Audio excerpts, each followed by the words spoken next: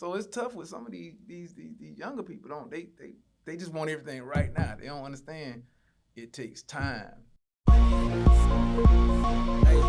It's just something that I live. It's just something that I live.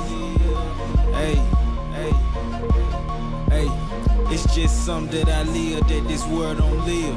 It's just something that I feel that this world don't feel. I gotta keep it real.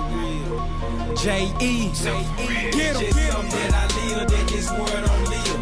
It's just something that I feel. Welcome to the Let Bob Podcast. It's your boy Ant. Again, man, Dave's not with us, but it's okay. He coming back soon. Got another special guest here today with me, man.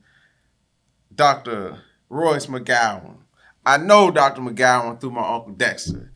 I always been admiring him as he moved. I think I saw Doc the first time my aunt took me over his house. I was like, oh, man, he loaded. I saw his cars in his house. I was like, man. At the time, again, I was at fam, still trying to, find my way. And so in seeing him, it was enlightening to me. Country boy, I had never seen nothing like that before. But one thing that I appreciate now is that he's a chiropractor. I live in a city where I don't think I can even find a black chiropractor. So, let me ask him, man, how you get in? What made you become a chiropractor? I got into chiropractic.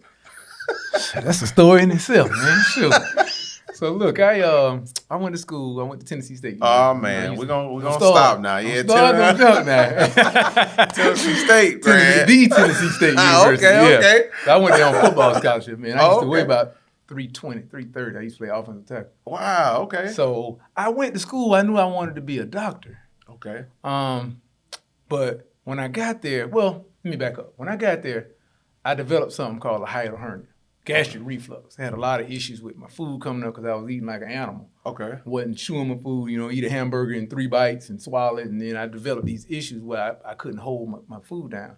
So anyway, long story short, after my sophomore season, I had to go to the hospital right after the season, right after the last game.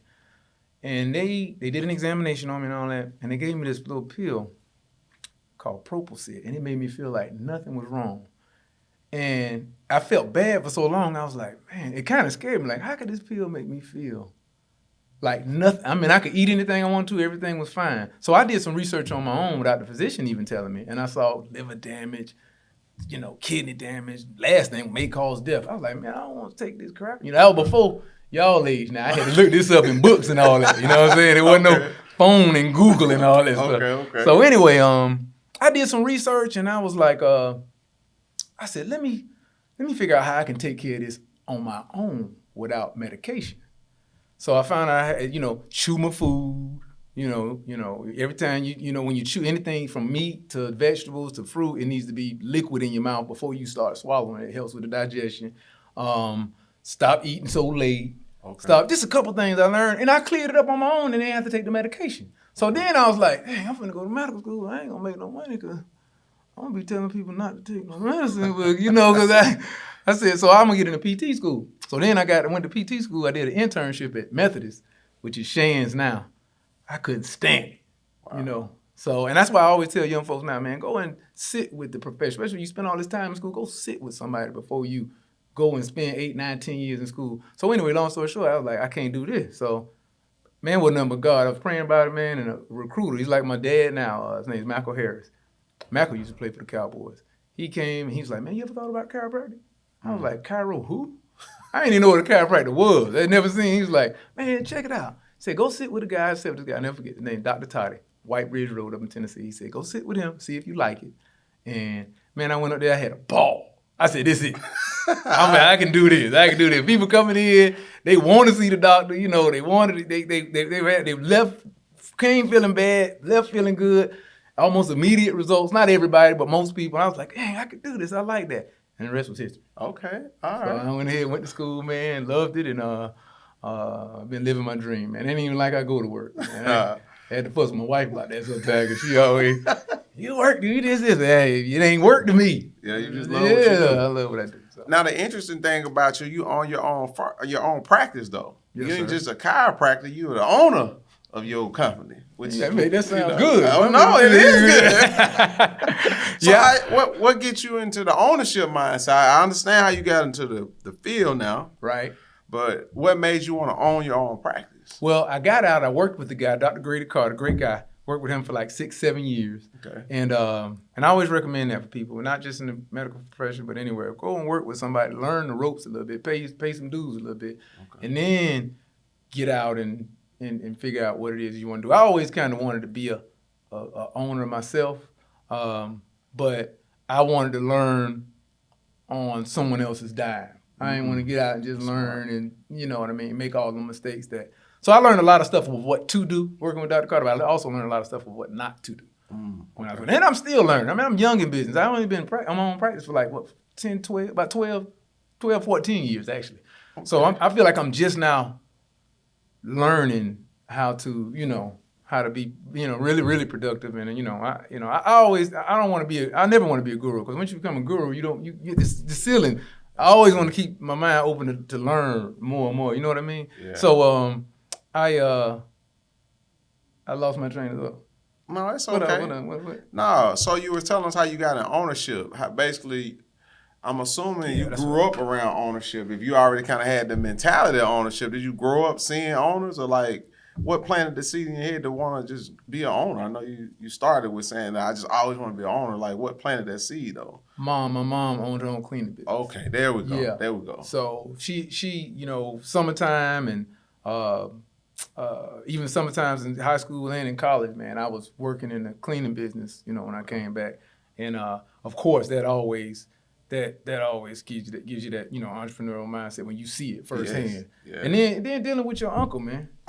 your uncle, man, he ever since I met him, he's been an entrepreneur. So and he would always tell me about this young guy that he went to school with that said that he would always want to work. What would he always say? He said, this guy said he want to make $50,000 working for himself rather than making $200,000 working for somebody else, because you can do what you want to working with you're owning your own stuff. You know what I mean? Yeah. It made a lot of sense when he told me that. But I the freedom that you get as an owner, and the sky's the limit. When Dex told me that, man, it made a lot of sense, because you really can. You can make monetary, you can make $50 million a year if you want to put your mind to it. If you want to make $25,000 a year, it's really on you and your comfortability and your mindset and what you want to do and the goals that you put forth. So, no, those are some great points. We push ownership. At Bob, our 4 pillars are finance, ownership, education, and community. So anything you see coming from us, anybody you see us affiliated with, talking to, pushing their products or services is going to align with one of those 4 pillars. The main of those 4 that we focus on, though, is ownership. Like, if you don't own anything, you can't really change anything, right? If you're not the owner, it's kind of hard to push change, right? And so for us, we're about trying to shift the mentality of the culture. Our culture, we're a consumption culture. We spend more than any other culture. You're right about that. And so if you go to these poverty-stricken neighborhoods, often there's no ownership. It's often these franchises that are putting their brands in our community and cycling the money out, because we don't own anything. That's true. And so we gotta have a shift in mentality to get a shift in positioning and get more people like yourself, Uncle Dexter, and all the people we have come on the podcast. We strategically put owners on here so you can see common traits of an owner. Like you said, one common principle is, knowing what you're good at and what you like. Right. Not just doing anything for money. When I asked you, like, well, how'd you become a chiropractor? Your first statement wasn't, well, I can make this kind of money. You were looking for something that you were good at and that you like to do. Because no matter how much money you make, if you wake up and you hate going to work, it's just not where it's at. You're right. And you know what? You do what you love. You do what God called you to do, man. Money gonna come. You ain't got to worry about money. Money come. Always. And so that's the cool part about doing these interviews and having people come on the podcast is that you hear these common principles that each one of them have, and it's not. I say it when I'm talking, but to hear just common principles coming from people who often don't even know each other. Right. It's like, okay, that's the mentality I gotta have. Right. So at Bob, we're trying to create just a repository of entrepreneurs that you hear that unfortunately we don't get to see the light shed on, right? You know, the news ain't talking about you and Dex and, you know, some of the other people we've had on the podcast. You know, they're talking about who shot who and who killed who. You know, that's what's been, you know, displayed the most. But our goal is to get more people like yourself out there. So that little kid who's on the football team at TSU right now, you know, I feel sorry for him because he at TSU and not fam, but it's okay. He gonna see his podcast and be like, man, Doc did it. I can do it. Right. You know what I mean? Right. And so that's the cool part about seeing Black excellence in the way that you're getting down. So talk to me about this. Where'd you grow up? You know, I know you went to TSU. Did you grow up in Tennessee? Nope. Okay, I had a where'd you grow football up? scholarship there. Okay. I was born in Kentucky. Kentucky, okay. And probably I've been in Jacksonville since I was 18 months old. So I'm a Jacksonvillian. Okay. Yeah, man. And I went to, I'm going to tell you, I went to Tennessee. I had about 3 or 4 scholarships to schools in Florida. I wanted to go out of Florida. Okay. I did. But you know what? Probably about 3 months out of being out of Florida, I wanted to get back. Okay. In Florida, the bomb. You can't. Florida is where it's at. Okay. So I couldn't wait to get. So I had to spend 10 years away from it. It made me really, really miss it. I'd never leave it again. Yeah. So I'm assuming you had these scholarships. You had to be, you know, a good player. Did you aspire to go to the league? Was that the plan? I did. You know what? And I talked to a couple. I talked to the Jaguars. I talked to San Francisco and Arizona. And I'm gonna tell you. See, I already had an issue when I told you about me having the gastric reflux issue. Okay. So now I'm a lineman. Which everybody know linemen, you got to eat chips and cupcakes. And you got to stay big. At least back then you did. Now it's a little different. But I was eating grilled chicken and salads. I had to eat healthy. I couldn't eat all that greasy stuff because I couldn't. So I ate constantly. I don't eat peanut butter and jelly to this day, man, because I used to have to eat 4 peanut butter and jelly sandwiches every night. At curfew, I have a coach come by and watch me eat them. Wow. So I had to keep my weight up because my metabolism always been real high. So and I really wasn't no offensive, so I had to keep all that weight on. My playing weight was about 280, 295. Anyway, Gene Smith at the Jaguars, he was like, man, Royce, he was up there in Tennessee. He came and met with me, looked at the game film. I was sitting there with my offensive line coach. He said, if you gain 48 pounds, I'll give you a shot. That was when we had Leon Searcy, Baselli. We had the biggest offensive line in the league. Okay. He said, now you'll be 326. He said, you'll be 326 pounds. You'll be the lightest lineman on the team. But I'll give you a shot. A walk on, you know. And I said, it's a free agent, I mean. And I was like, I talked about it with my offensive line coach and then a little bit with my mom. And I was like, I think I'm done, coach. I don't really, you know, I'm good. I was, you know, once I knew I was pretty much, you know, that chapter was closed, I was good. I was ready to run, you know. Plus, I was accepted to chiropractic school, too, at the time. And a lot of people don't know, like, them boys, when they play ball, they spring semester is done. You really can't go to class. Your job is football then. So your scouts, I mean, your agent, you going to workouts. You got to work out 24/7 if you doing it right. Okay. You know what I mean? So I was like, I had to give up. I had to stop going to school, basically, really. And I was accepted in the chiropractic school contingent on me passing that last spring semester in school too. Okay. So that was a big, like, I had to make a decision. Wow. Know? So I was like, man, I closed that chapter, man, and opened that one up, and sky the limit. So that's interesting. You chose the path of education over the idea that, okay, I can play professional, because a lot of us, we get stuck on, man, I can play for the Jazz. Right. You gonna play for the Jazz, but you said, nah, I'm going to the education path. Because after they finna let me get 330, 40 pounds and then cut me. Yeah, man, y'all see me on the news. They're like in that bad light like you was talking. Y'all ain't finna let me go. What? I done gained 48 pounds. Y'all gonna keep me on this But thing. you know what, though? That's an ownership mentality. Yeah. You made an ownership decision. You didn't think about that. That's what that mentality came from, man, because you looked at it both ways. You said, well, I can pick up the weight, but to my point, if they let me go, now what? Yeah. Or I can go this path, and I know my probability of success is much higher. That too. And then I'm going to tell you this too. My dad, that's a whole nother story. He wasn't around too much. You know, the joke would come up when the joke think they go into the league and so he come. Oh, now I think you need to go on and go. What you doing? He was kind of like your boy on Waterboy. Oh, Daddy on Waterboy. Yeah. He ain't look like that. But he was like, yeah, man, you need to make a decision on it. I'm like, okay, well, this is my decision. Hell out my face. Yeah. You know what I'm saying? Okay. So that helped too. Okay. So when he came with the suggestion, you was like, okay, I think I'm making the right path going to school. Exactly. Now let's back up because you said, I didn't know that. You said that spring semester, when you finish and you're trying to go to the league, if you're not already done, the likelihood of you finishing is like slim to none. Yeah, them boys, when they declare themselves into the draft, your job in the weight room, really, pretty much. Unless you just taking some small little class or something like that, you really can't. You ain't going to class. You can't go to class. Wow. You working out, man. You working out. You traveling. You going to different. Because they got the big combine everybody see on TV, but it's other workouts and stuff you go to. If you got a good agent, you're gonna be doing. So you have pro day at your school. You got to prepare for all that stuff. You a professional when you have that's your job. Once you declare you're a professional, that's your even job. If you don't get on the team. Yeah, you don't wait. It's just like when you married. You don't wait to what's the name? When the man give you the paper, don't mean you already practicing like you. You know what I mean? Yeah. You already that. You already practicing like a professional athlete. You doing that's your job. So you don't have time for all that other stuff.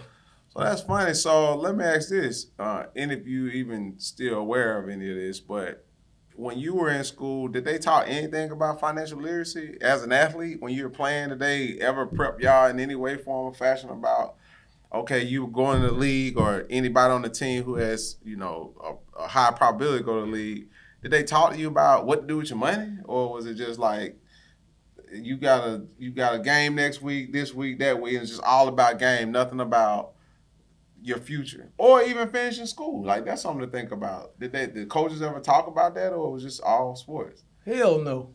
Can you say that on here? Yeah, man. So look, you can't no. Now I'm gonna tell you, my first coach, he was. That's why I really ended up going to Tennessee State, because we're gonna make sure your baby graduate. He gonna graduate. He was one of them coaches. Yeah. So they got some of those like that. I believe Dion like that. But he gonna graduate. We're gonna do this. We're gonna do this for him. We're gonna make sure he do what he's supposed to do. We're gonna, once they get the mom, that's it. They're gonna get the kid. So that cool. He got fired my freshman year. Another guy came in, and they tried to change I remember, I never forget, they brought all the kids in there, all the starters, my junior year, and they tried to change everybody had like a tough major. Mine was pre-med. People that had computer science and all that. They would try to get them to change their major to either what the coaches coach? PE. PE, and it was something else, integrated studies, which that's just mean you went to school 4 years and you just got a degree. Okay. But now you freed up and you can go to practice and all that kind of stuff. And I had to tell my coach, like, nah, man, I ain't coming here for that. I ain't ready. But you can still go to med school. I told him I want to go to med school. I said, yeah, you go to med school with a PE degree. I said, I might can, but I ain't doing that. I ain't coming here for that. That's interesting, man. And again, that all gets back to your mentality. Mm-hmm. Yeah, you saw ownership growing up, so the way you thought was just different. Because I'm a big advocate of these athletes knowing, like, okay, what's your future? What's the play? Like, yeah, the goal is to get to the league or get to whatever professional team. It could be football, basketball, baseball, whatever. But what if you get hurt? It's so many things you can't control, and then the percentage of success is so low. It is. So, like, what's the play? And I think a lot of the times the mentality is just not there, right? Nobody's telling them that. Like, yeah, they just ain't really coached into knowing that, because the people that's coaching them don't know. Honestly, that's good. That's just good. Being honest, man. No, that's good. I had a buddy of mine, and Dexter knew him, and he had some issues. He played pro ball for a while, and he had some issues with his family members spending all his money up. And I had to talk with him, and he was like, and I said, man, those people hadn't seen $1,000 in an account. You put them over an account that's got $600,000 and $700,000. What you think they're gonna do? They're gonna spend it. I mean, you should have took care of that. Just but he didn't have the education on it. Right. We didn't have the education on it as growing up. So, I'm a firm believer in, like, even what y'all do, man. I got a financial advisor, and I deal with necks and backs all day. I tell your uncle that all the time. I deal with necks and backs.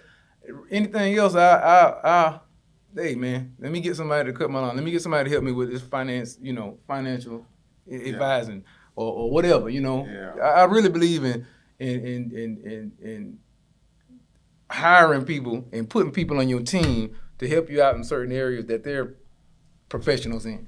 You know know, what I mean? I've learned that when I'm talking to entrepreneurs that play sports, that's generally the mentality. I'm the same way. Mhm. We believe in how do we build a team of Right. people. And I think that's just coming from sports. Now, I consider myself a good basketball player, but as you can see my build, I wasn't going to the league. You know what I'm saying? I was fortunate to be good with academics though in high school. And so I like you, I didn't even want to play college sports because I knew the end goal for basketball is to go to the NBA if you're trying to get paid. Well, I knew that just wasn't likely for me. Mm-hmm. So I chose the academic path as well.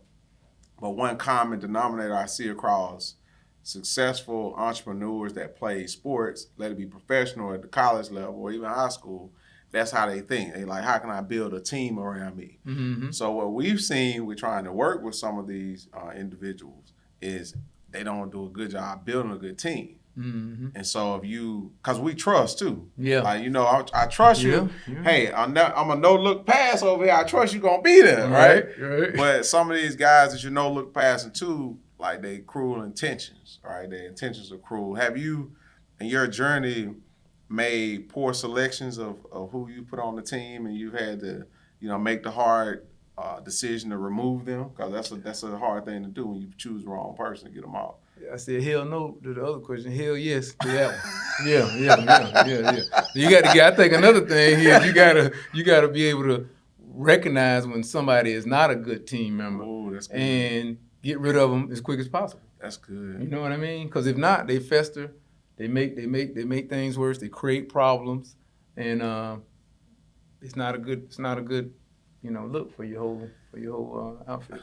It took me a while to learn that. I actually learned that watching like mob movies. Really? Yeah, and Kingpin movies, Dope Boys. Yeah, they don't play. They don't play. Like they're, and the ones who do, like generally if they make an exception, not the mobs they don't play. Right. They just couldn't. Unless it's family. Correct. Then yeah. But generally when they don't do it, that's the person who come back and Bite burn them. That's right. You know? So that's how I learned. Always. Like watching that, like man, like you gotta be very quick when you see that the person don't mean well or you see the flaw. Let's go ahead and remove that person and get the right person in. So you could have somebody like I'm just talking about in my field. You could have somebody that works well, does a great job, but they got a bad attitude. Ooh, well you tapped on one then. And they, even though they do a great job, you got to go. You bringing everybody else down. That attitude, boy, man. Now everybody, you get rid of that one person, and I've seen it where I've had a great staff, and you introduce one person into. And now everybody, damn, what's wrong with everybody? What y'all looking crazy? Yesterday y'all was smiling and doing backflips, and now y'all, you take that person back out of it, and everybody. So you got to look at that. You got to be cognizant of that stuff, and just and not be scared. Hey, you got to go. I love you, but you just gotta go. Yeah. Now you said something that's huge. That attitude, But see that we don't in schooling, your training path, you know, from grade school all the way to collegiate training, nobody really taught you about your attitude. Yeah, no. And it's different. I'm gonna tell you now, it's different nowadays. Even definitely with my age group, but your age group and definitely younger. See, these younger people that we bring in now, they don't like my age group would work, and people older than me, they would work and want to. Their work ethic was a big deal.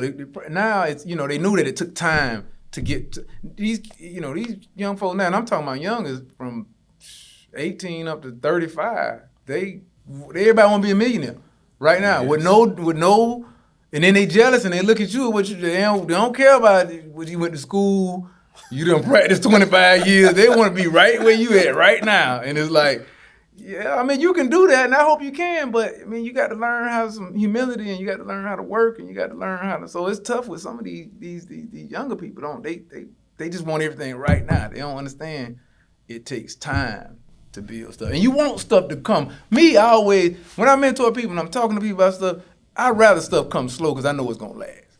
When something just, it lead like that too. Yeah. You know what I'm saying? I want it to come nice and slow so you can stay and I can keep building. You know what I mean? Yeah. I'm just country. Nah.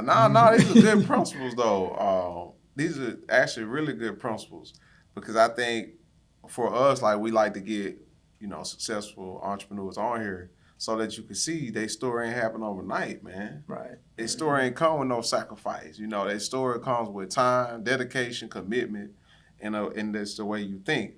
Another thing that I hear you say, and we hear all of our guests say, is your mentor.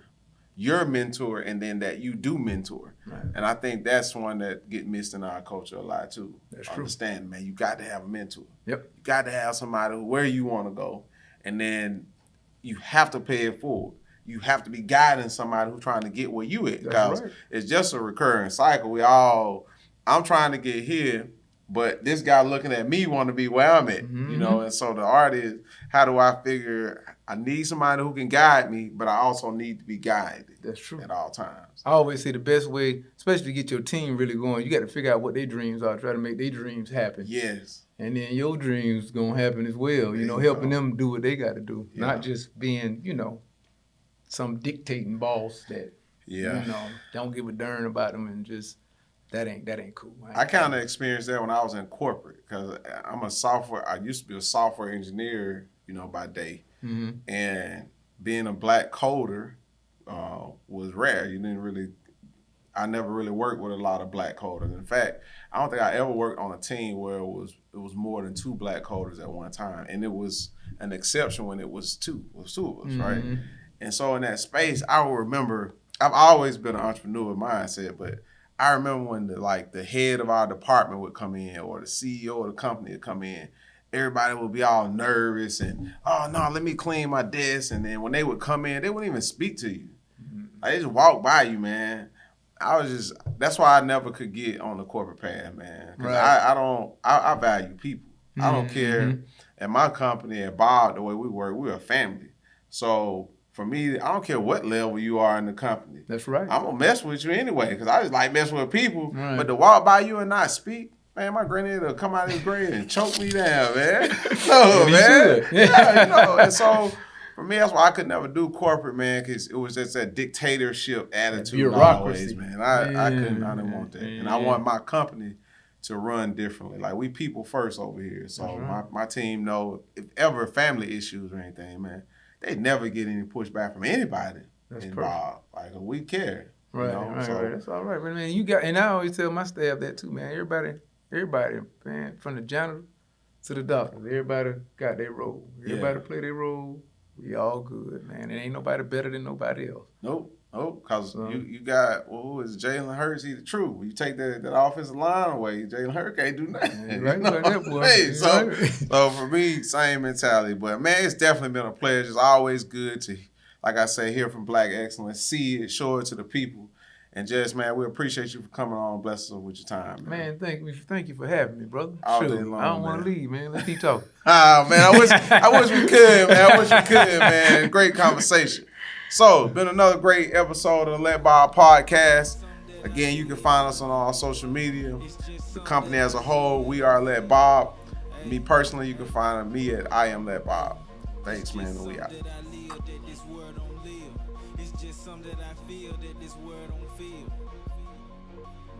I gotta keep it real.